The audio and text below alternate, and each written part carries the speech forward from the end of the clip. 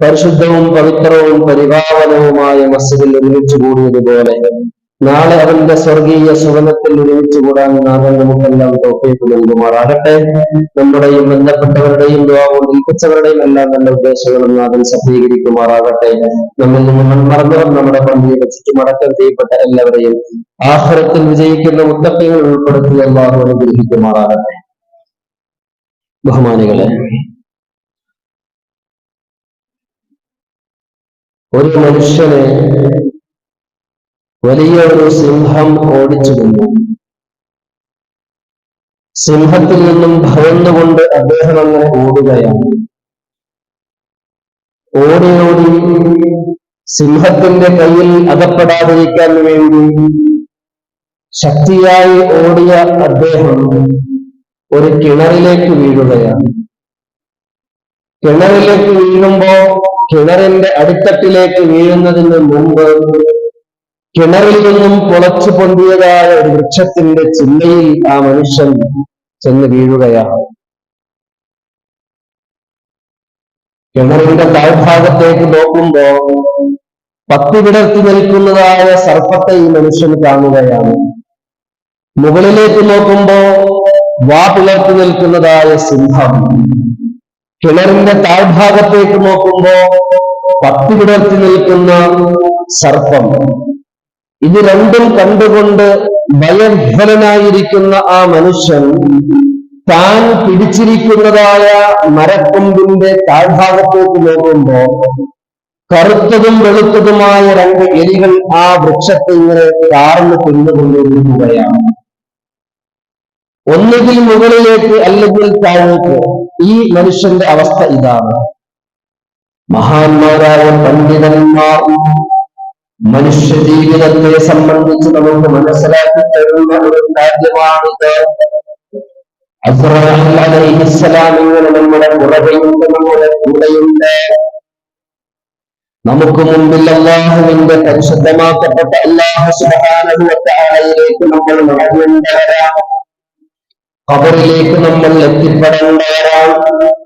പല രീതിയിലുള്ളതായ ജീവികളുള്ള ഖബറിലേക്ക് നാം എത്തിപ്പെടേണ്ടവരാണ്. കറുത്തതും വെളുത്തതുമായ എലികൾ രാവും പകലുകളും നമ്മുടെ ആയുസ്സിനെ ഇങ്ങനെ കവർന്നു കൊണ്ടുകൊണ്ടിരിക്കുകയാണ്. പണ്ഡിതന്മാർ നമ്മളോട് ഉപദേശിക്കുന്നത് ഓരോ ദിവസവും കഴിഞ്ഞു പോവുകയാണ്, ആയുസ്സങ്ങനെ തീർന്നു പോവുകയാണ്. അസ്റാഈൽ അലൈഹിസ്സലാം നമ്മളോട് കൂടെയുണ്ട്.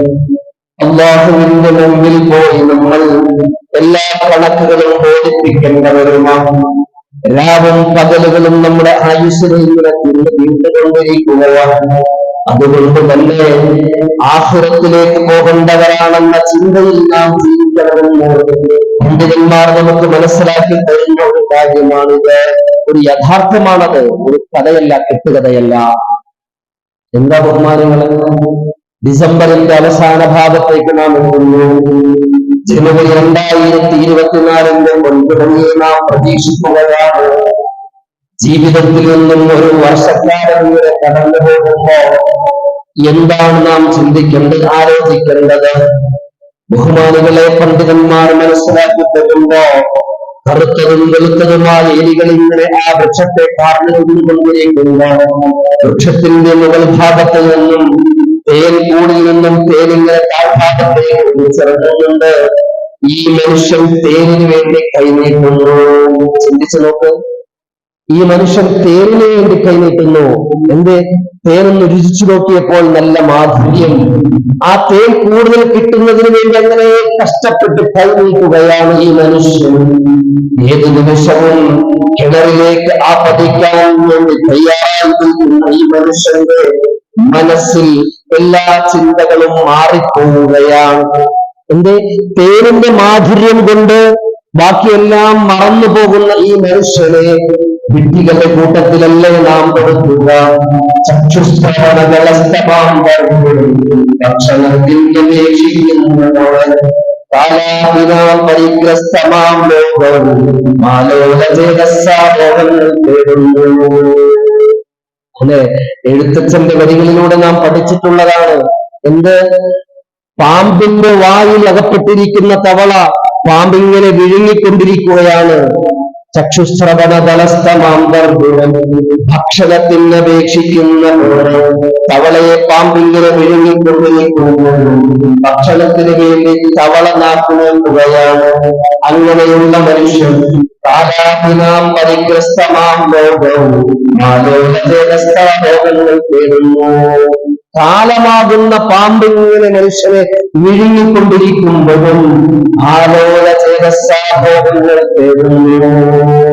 സുഖിക്കണം എന്നൊരൊറ്റ ചിന്തയിൽ മാത്രം നാം ജീവിക്കുകയാണ്, അല്ലെ? സുഖിക്കണം എന്ന ചിന്തയിൽ മാത്രം നാം ജീവിക്കുമ്പോ ബഹുമാനികളെ അവിടെ ആരോടെല്ലാം പിണങ്ങണം? നാം അത് വകവെക്കാറില്ല.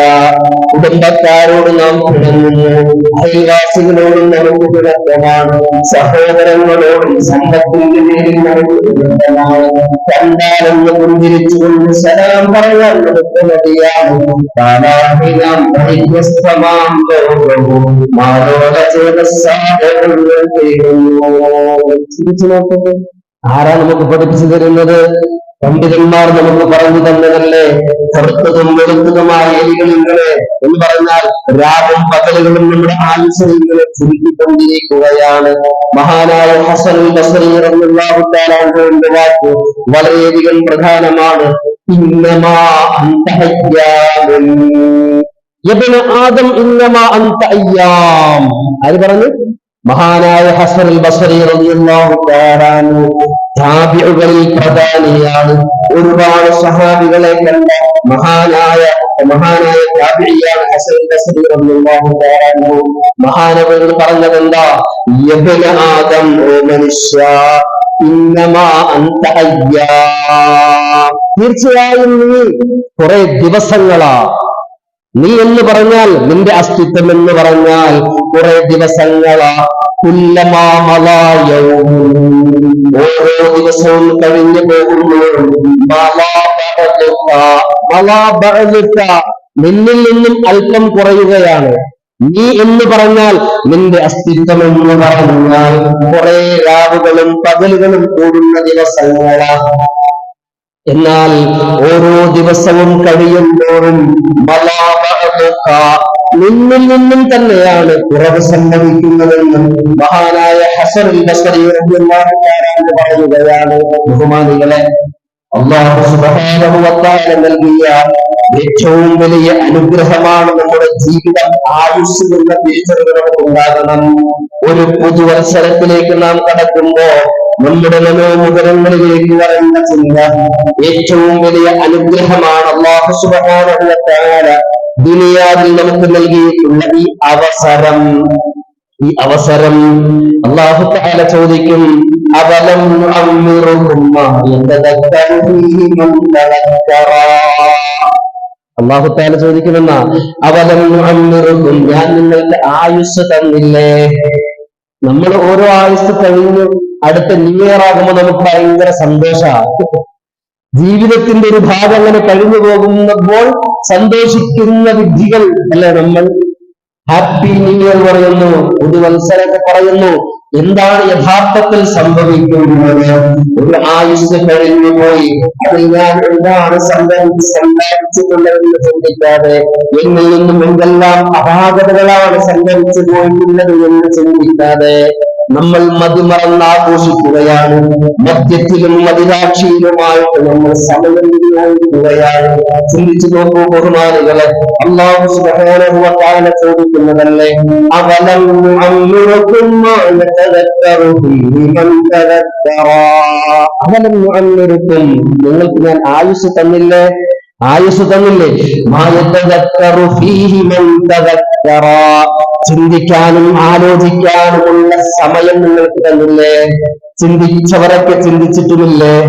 ആലോചിച്ചവരൊക്കെ ആലോചിച്ചിട്ടുമില്ലേ? മനസ്സിലാക്ക്. അല്ലാഹു സുബ്ഹാനഹു വ തആല ചോദിക്കുന്നതാ, അവലം നുഅമ്മിറുകും മാ യതദക്കറു ഫീഹി മൻ തദക്കറ. ആര് ചിന്തിക്കാനും ആലോചിക്കാനും തയ്യാറാകുന്നുവോ അങ്ങനെയുള്ളവർക്ക് സമയവിശാലത ഞാൻ നൽകിയില്ല എന്ന് അല്ലാഹു സുബ്ഹാനഹു വ തആല ചോദിക്കുന്നതാ. മാത്രമല്ല ബഹുമാനികളെ, അല്ലാഹു തആല തന്ന ഈ ആയുസ്സിനെ കുറിച്ച് നാം നമ്മളോട് ചോദിക്കുമെന്ന ചിന്ത ഉണ്ട് നമുക്ക്. അല്ലാഹു തആല നൽകിയ വലിയ അനുഗ്രഹമാകുന്ന ഈ ആയുസ്സിനെ കുറിച്ച് അല്ലാഹു തആല നമ്മളോട് ചോദിക്കുമെന്ന ചിന്തയുണ്ടോ? ഓരോ വർഷവും കഴിഞ്ഞു പോകുമ്പോൾ നമുക്ക് ഭയങ്കര സന്തോഷമാണ്. എന്നാൽ ഒരു വർഷം കഴിഞ്ഞു പോയല്ലോ, അല്ലാഹു തആല എന്നോട് ചോദിക്കുമല്ലോ എന്ന ചിന്തയുണ്ടോ? അല്ലാഹു തആല തന്നെ പറഞ്ഞത് കേൾക്കണേ,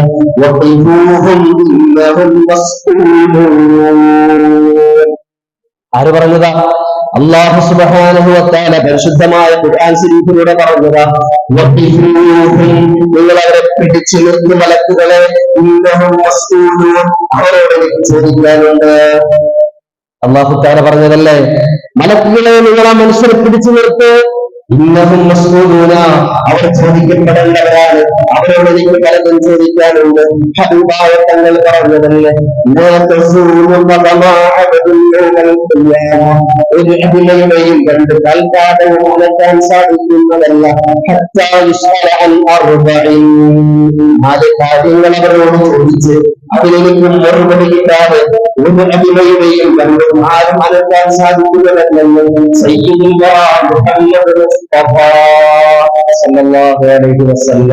തങ്ങൾ പറഞ്ഞതല്ലേ. നാല് കാര്യങ്ങളെ കുറിച്ച് ചോദിക്കും, അതിലൊന്ന് ചോദിക്കുന്നതെന്താ? ആയുസ്സിനെ കുറിച്ചാ ചോദിക്കുക. എന്തിലാണ് ഈ ആയുസ് വിനിയോഗിച്ചതെന്ന് അല്ലാഹു തആല ചോദിക്കുന്നു. അത് മറുപടി പറയാൻ കാലമെന്താണെന്ന് നമ്മൾ വിചാരിക്കേണ്ടതില്ല. ബഹുമാനികളെ, നമ്മൾക്ക് 3 ചോദ്യങ്ങൾക്ക് ഉത്തരം നാം കണ്ടെത്തേണ്ടതുണ്ട്. 3 ചോദ്യങ്ങൾക്ക് ഉത്തരം. ഒന്നെന്താ? നാം എവിടെ നിന്ന് വന്നു? രണ്ടാമത്തത് എന്താ? വന്നതിന്റെ ലക്ഷ്യമെന്ത്? മൂന്നാമത്തത് എങ്ങോട്ടാണ് നമ്മുടെ മടക്കം? ഏതൊരു ബുദ്ധിയുള്ള മനുഷ്യനും, മുസ്ലിമാകട്ടെ മുസ്ലിമല്ലാത്തവരാകട്ടെ, ഏതൊരു ബുദ്ധിയുള്ള മനുഷ്യനും ചിന്തിക്കേണ്ട 3 ചോദ്യങ്ങളാണ്. കണ്ടെത്തേണ്ട മറുപടി കണ്ടെത്തേണ്ട 3 ചോദ്യങ്ങളാണ്. എവിടെ നിന്നാണ് വന്നത്? എന്താണ് എന്റെ ജീവിതത്തിന്റെ ലക്ഷ്യം? എങ്ങോട്ടാണ് ഞാൻ പോകേണ്ടത്? ഇത് 3 ചിന്തിച്ചിട്ടാണോ നമ്മൾ ജീവിക്കുന്നത്? എവിടെ നിന്ന് വന്നു? അല്ലാഹുവിൽ നിന്ന് വന്നു. മറുപടിയുണ്ട്. എന്തിനാണ് വന്നത്? മറുപടി ഉണ്ടോ? മറുപടി വേണം.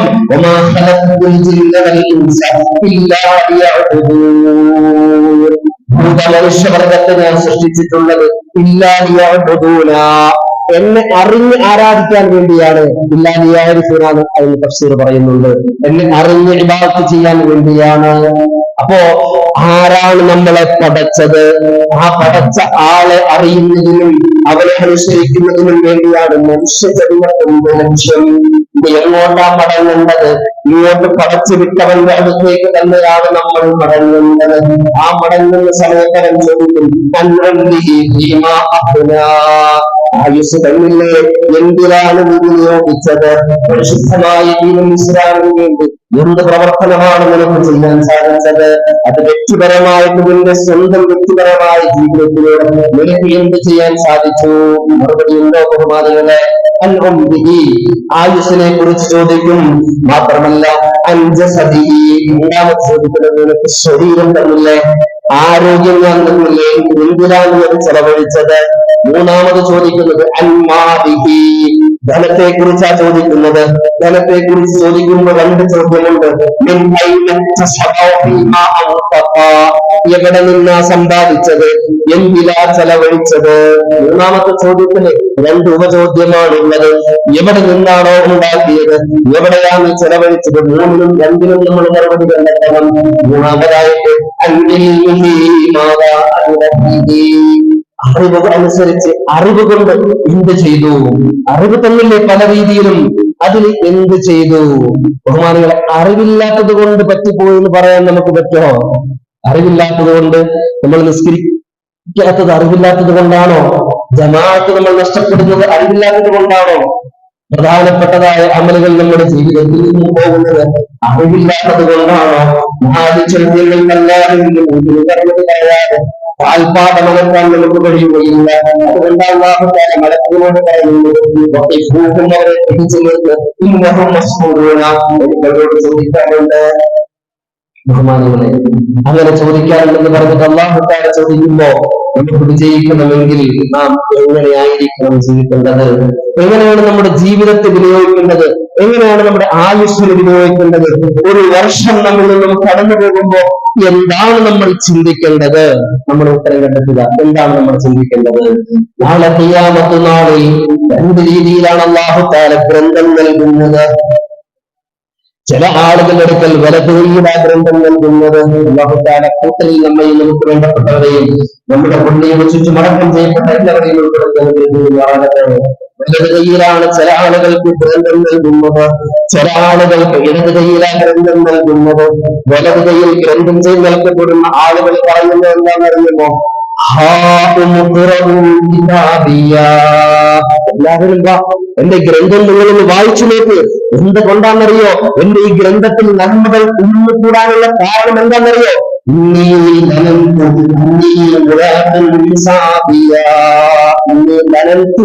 ഞാൻ വിചാരിച്ചതല്ല, ഞാൻ ഉറപ്പിച്ചു എന്നർത്ഥം.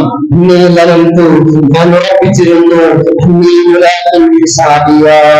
നീ ഒരു കണക്ക് നോക്കലും കണക്ക് പറയലും അഭിമുഖീകരിക്കേണ്ടി വരുമെന്ന് എനിക്ക് ഉറപ്പായിരുന്നു. ദുനിയാവിൽ ജീവിച്ചപ്പോൾ എനിക്ക് ഉറപ്പായിരുന്നു. അങ്ങനെ ഞാൻ ജീവിച്ചത് കൊണ്ടാണ് നന്മകൾ എന്റെ കിതാബിൽ കുനിഞ്ഞുകൂടിയത്. വലത് കൈയിൽ ഗ്രന്ഥം നൽകപ്പെടുന്ന ആളുകൾ പറയുന്നതാ. എന്നാൽ ഇടത് കൈയിൽ ഗ്രന്ഥം നൽകപ്പെടുന്ന ആളുകൾ പറയുന്നത് എന്താണെന്നറിയുമോ?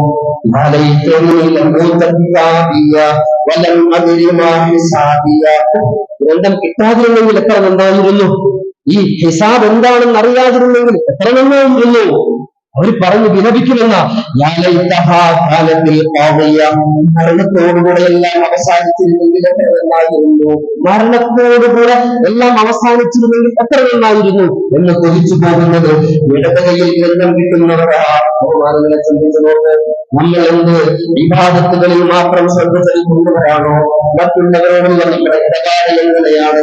മറ്റു മുസ്ലിമീങ്ങൾക്ക് വിരോധവും വിദ്വേഷവും വിളിച്ചു കൊണ്ടുള്ള ചിന്താഗതിയാണ് നമുക്കുള്ളത്. നമ്മുടെ സംസാരം കൊണ്ടും സമീപനം കൊണ്ടും ആരെല്ലാം വേദനിക്കുന്നുണ്ട് എന്ന് നമ്മൾ ചിന്തിക്കുന്നില്ല.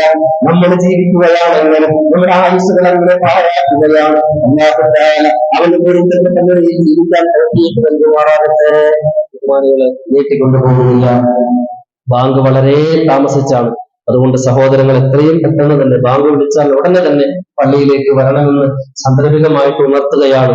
ബഹുമാനികളെ, ആയുസ് കൊണ്ട് വിജയിച്ചവർ ഒരുപാട് കാലം ജീവിക്കണമെന്നൊന്നുമില്ല. മഹാനായ സഅദ് ഇബ്നു മുആദ് റളിയല്ലാഹു തആല അൻഹു ഒരൊറ്റ കാര്യം പറഞ്ഞുകൊണ്ട് ഞാൻ അവസാനിപ്പിക്കുകയാണ്. സഅദ് ഇബ്നു മുആദ് റളിയല്ലാഹു തആല അൻഹു 31-ാമത്തെ വയസ്സിലാണ് ഇസ്ലാമിലേക്ക് വരുന്നത്. 37-ാമത്തെ വയസ്സിൽ രക്തസാക്ഷിയായി. 37-ാമത്തെ വയസ്സിൽ വെറും 6 വർഷക്കാലം ഇസ്ലാമിലേക്ക് വന്നിട്ട് തന്റെ കബീലയിൽ പോയിക്കൊണ്ട് പറഞ്ഞെന്താണെന്നറിയോ? നിങ്ങൾ മുസ്ലിമീങ്ങളാകുന്നില്ലെങ്കിൽ നിങ്ങളോട് ആരോടും ഞാൻ മിണ്ടൂല എന്ന് പറഞ്ഞു. ഹദീസ് ഗ്രന്ഥം പരിശോധിച്ച് അത്ഭുതപ്പെടും. ബഹുമാനികളെ, ആ കബീലക്കാർ മുഴുവനും ഇസ്ലാമിലേക്ക് വന്നു എന്നുള്ളതാണ്. സഅദ് ഇബ്നു മുആദ് റളിയല്ലാഹു തആല അൻഹുവിനെ കുറിച്ച് ഒരുപാട് പറയാനുണ്ട്. നീട്ടിക്കൊണ്ട് 6 വർഷം കൊണ്ട് എത്രയാ സമ്പാദിച്ചത്? നമ്മൾ എത്രയോ വർഷക്കാലമായി ബഹുമാനികളെ നമ്മളെ കണ്ടുകൊണ്ട് ആരാണ് ബിംബക്കാരുള്ളത്? നമ്മളെ കണ്ടുകൊണ്ട് സലാം പറയാൻ, സന്തോഷത്തോടുകൂടെ സലാം പറയാൻ ആർക്കാണ് മനസ്സ് വരുന്നത്? നമ്മൾ എല്ലാവർക്കും സന്തോഷം ഉണ്ടാകുന്ന രീതിയിലുള്ള ജീവിതം ഉണ്ടാക്കുക. ലൈഫ് എന്ന് പറഞ്ഞാൽ തന്നെ അതാണല്ലോ. ലൈഫ് എന്ന് പറഞ്ഞാൽ ജീവിതം എന്നതിന് ഇംഗ്ലീഷിൽ പറയുന്ന ലൈഫ് എന്നല്ലേ? ലീവ് ഇംപ്രഷൻസ് ഫോർ എവർ എന്ന ലൈഫ് എന്നതിന് ഇംഗ്ലീഷുകാർ നൽകുന്ന വിശദീകരണം. ലീവ് ഇംപ്രഷൻസ് ഫോർ എവർ എന്നേക്കുമായിട്ടുള്ള നല്ല നല്ല തിരിശേഷിപ്പുകൾ ഇട്ടേച്ചു പോവുക എന്നതാണ്. അതാണ് ജീവിതം കൊണ്ട് സ്വായത്തമാക്കുന്നത്. അല്ലാഹു തആല നമുക്ക് നല്ല രീതിയിലുള്ള ജീവിതം നൽകി അനുഗ്രഹിക്കുമാറാകട്ടെ.